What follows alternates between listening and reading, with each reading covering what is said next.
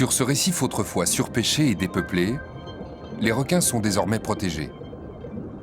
Les petits requins habituels, pointe noire et pointe blanche, font partie du spectacle. Ils connaissent parfaitement les nourrisseurs comme Manassa. Mais un peu plus bas, ce que viennent voir les touristes, ce sont des requins autrement plus impressionnants. Les requins bulldogs.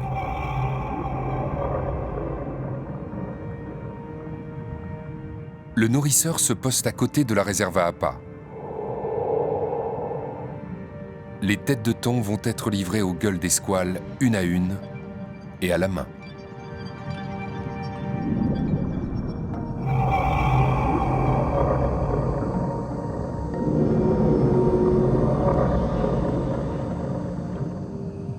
Trois mètres de muscles.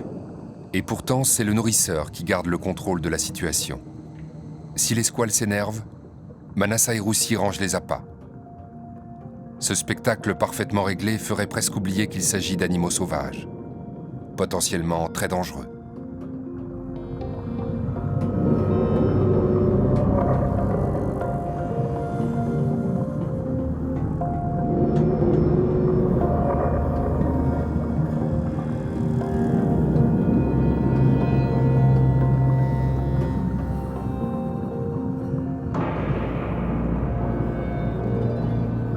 Et puis, exceptionnellement, un requin-tigre s'invite au festin. Une femelle de 5 mètres appelée Scarface, à cause de ses cicatrices sur le museau.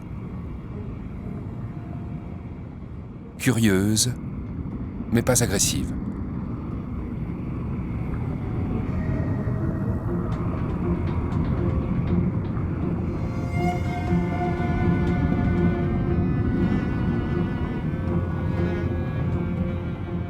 Pour faire durer le spectacle, Scarface a droit à double ration.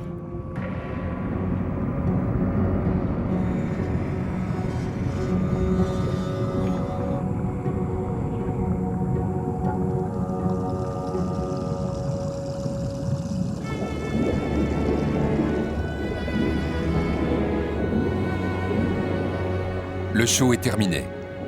La murène essaie de grappiller les dernières miettes, puis le récif retrouve sa tranquillité protégée.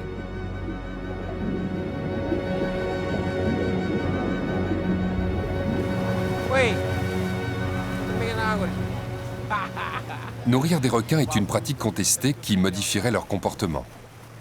Trop habitués aux humains, les squales hésiteraient d'autant moins à les attaquer.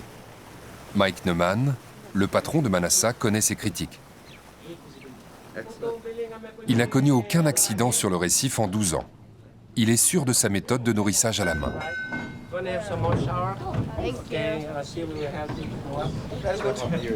Il y en avait beaucoup? Oui.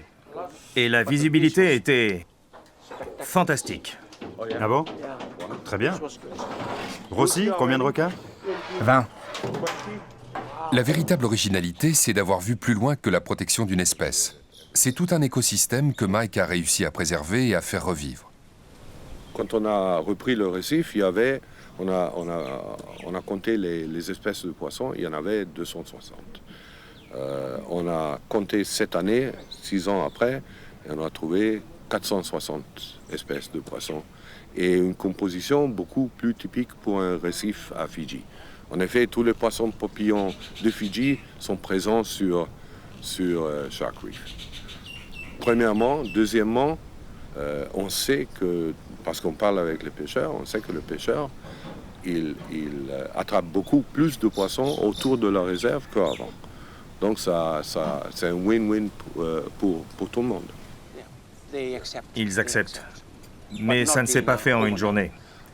Il a fallu pas mal de mois, voire d'années.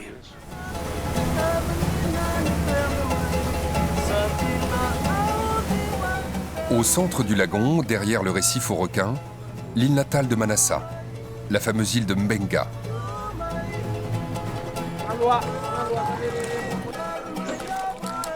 Là encore, le tourisme est devenu une ressource pour les villageois. Les habitants de Mbenga ne sont pas seulement immunisés contre les requins. Ils ont aussi un pouvoir qui est devenu une attraction touristique prisée. Ils ont la faculté de marcher sur le feu.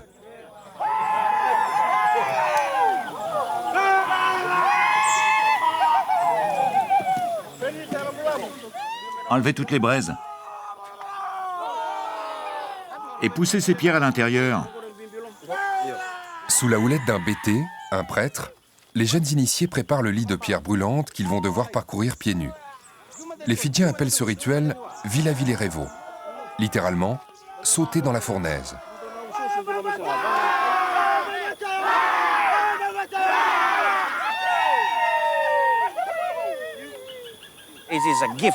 Ce don nous vient de nos ancêtres.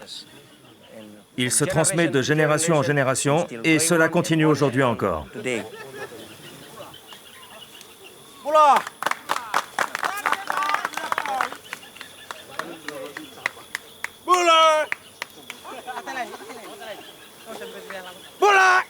Tous les initiés respectent des obligations rituelles, sans quoi c'est la brûlure assurée. Ces hommes sont tous restés à l'écart des femmes pendant 4 nuits. C'est ça. 4 nuits sans relation sexuelle, sans dormir à côté d'une femme. Et aussi, ils se sont abstenus de tout ce qui contient de la noix de coco, que ce soit du lait de coco, la soupe ou des desserts à la noix de coco. Maintenant, ils sont purs à 100%. 100% pure.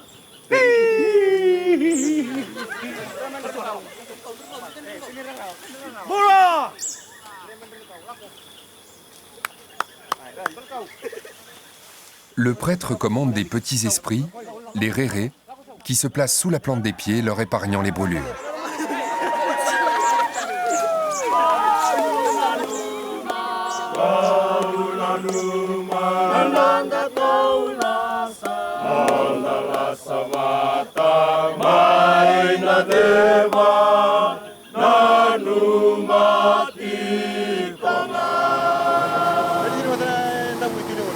Nous sommes sur la côte nord-est de l'île principale, loin des circuits touristiques habituels.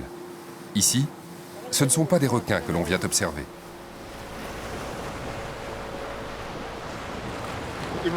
Ici, un même site de plongée revêt des couleurs différentes selon le moment de la journée. Quand le soleil se lève, quand la marée monte, tout change. Les courants nettoient l'eau et les coraux éclatent de couleurs. C'est pour ça que j'aime plonger.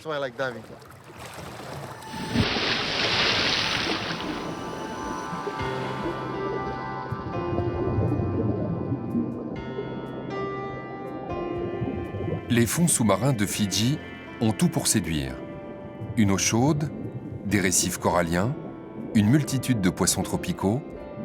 Mais pour les amateurs de plongée, Fidji a surtout la réputation d'être la capitale mondiale des coraux mous.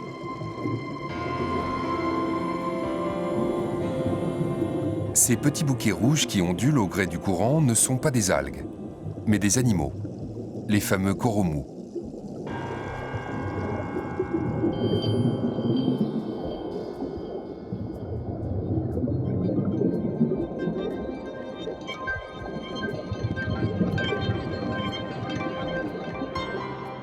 Dans la pénombre, les coraux mous tapissent chaque centimètre carré de paroi.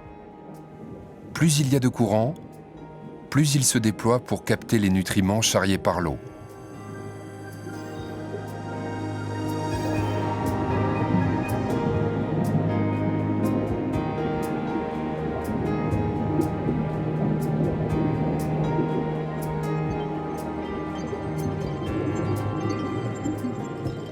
Les coraux mous cohabitent avec leurs cousines, les gorgones.